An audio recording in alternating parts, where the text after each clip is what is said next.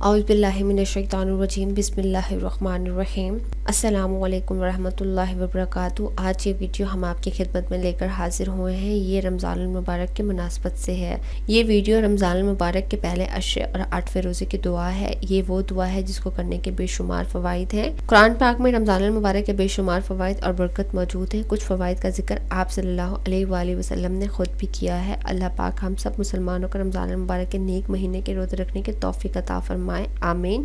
رمضان المبارک کا پہلا عشرہ رحمت کا عشرہ کہلاتا ہے۔ آج ہم اس ویڈیو میں رمضان المبارک کے پہلے عشرے اور 8ویں روزے کی دعا پڑھیں گے۔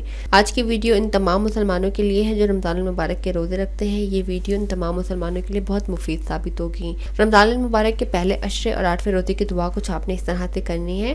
بسم اللہ الرحمن الرحیم، اللہم رزقنی فیہ رحمت الایتام وإطعام العام وإفشاء السلام وصحبة الکرام بطولک یا ملجا العالمین۔